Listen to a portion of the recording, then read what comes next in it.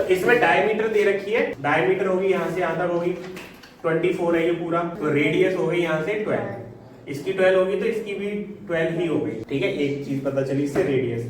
The height of the cylinder portion, cylinder जो portion है उसकी कितनी है 11, यहाँ से यहाँ तक केवल 11 मीटर का है। जो इसकी ये वर्टेक्स है वो ग्राउंड से कितनी है 16 मीटर की, 16 मीटर की हाइट पर है। यहाँ से यहाँ तक 11 है, तो ये कितना बचा होगा कितना 5। ये पूरा यहाँ से लेकर यहाँ तक 16 है, यहाँ से लेकर यहाँ तक 11 है, बचा कितना 5 ही तो बचेगा। ये हो गया। देखो इसमें रेडियस ही पता चल गई, हाइट भी पता चल गई, इसमें रेडियस है इसमें भी हाइट। ठीक है, अगर ये देखते हैं इसमें कर्व सरफेस एरिया पूछ रहा है तो एल की जरूरत पड़ेगी, इसका तो इसी से निकल आएगा 2 pi R X. Find the area of canvas required for tent. हमें क्या निकालना है, एरिया निकालना है कैनवास का, एरिया ऑफ कैनवास। अब एरिया इसमें निकलेगा, कर्व सरफेस एरिया इसी ऐसे, तो एल की जरूरत पड़ेगी, तो सबसे पहले एल निकालोगे यहाँ पे। ठीक है, तो यहाँ पे लिखना स्लैंट हाइट ऑफ कोन, क्या निकल के आएगी, क्या निकल के आएगा रूट के अंदर 5 स्क्वायर प्लस 12 स्क्वायर। ये वाली बात समझ आई या नहीं आई रौनक? ये ट्रायंगल बना उसी में डायरेक्ट लगाई, तो ये क्या है कोन की हाइट जो आएगी वो क्या आएगी एल इक्वल का हो जाएगा 25 144, एल इक्वल टू आ जाएगा तुम्हारा 169, ये आ गया 30। तुम सब पीछे वाले ये सही से बताना आया समझ की नहीं आया, स्लैंट हाइट जो निकाली है।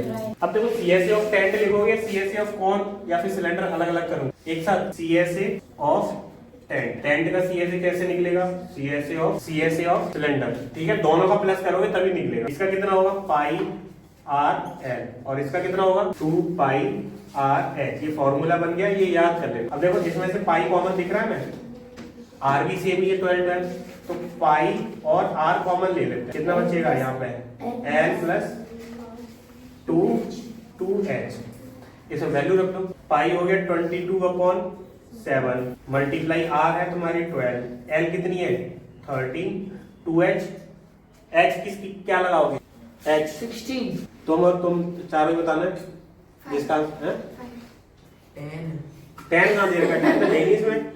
तुम बताओ h कितनी लगाओगे सोच के, गलत है सबका गलत है। मेरा बताओ 11, क्योंकि ये इसका ही तो भी यूज किया ही है, CSA ऑफ सिलेंडर था, सिलेंडर की हाइट 11 थी, तो 2 into 11 इसको सॉल्व करना है।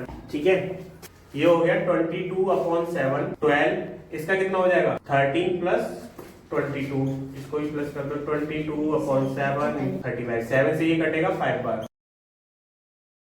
ये मीटर था, मीटर स्क्वायर में आ गया ये CSA, टेंट का आया ये टोटल दोनों। इसमें ये दे रखा है 28, ये तुम्हारी दे रखी है 21 और आर निकालनी है। आर कितनी निकली 7√7, 28 square minus 21 square. R equal 28 का स्क्वायर कितना है 784 और ये आएगा 441। आर इक्वल टू आया 343, आर इक्वल टू 7√7। अब वॉल्यूम निकालना है, तो वॉल्यूम इक्वल टू होता है 1/3 पाई आर स्क्वायर है। आर है तुम्हारा 7√7 और ये 7√7। हाइट कितनी है 21, 3 से ये जाएगा 7 बार। ठीक है, तो ये बच्चा volume equal to 22 into √7, 22 into ये हो जाएगा 343। तो ये क्या आएगा metre centimetre metre cube, unit याद रखना क्यूब में आएगी ये। ठीक है, इसके बाद वाला जो है वो समझ लो, फिर पूरा कर सकते हो तुम। देखो इसको ये वाला रेशियो वाला एक पक्का आएगा, तुम वहां भूलोगे पक्का। ये कह रहे दो कौन से जिनकी हाइट है, जिनका रेशियो क्या है, जैसे मान लो इसकी हाइट है h1 और इसकी हाइट है h, तो h1 और h2 में जो रेशियो दे रखा है पहली वाली h1 रेशियो h2, ये दे रखा है तुम्हारे पास 1:3।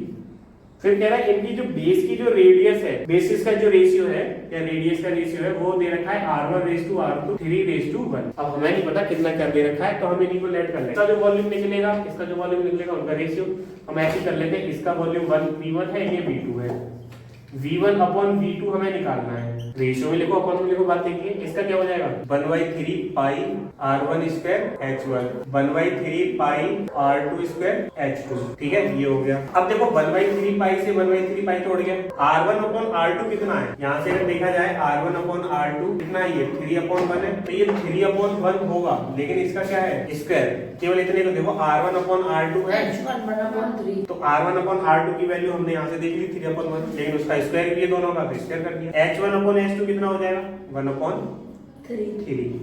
ये हो जाएगा 9/1 मल्टीप्लाई 1/3 से गया, तो V1/V2 आया तुम्हारा ये 3/1। Equal to 3/1। ऐसे ही करने ये वाले, लगते टफ है लेकिन होता नहीं है। तो ठीक है, मिलते हैं फिर।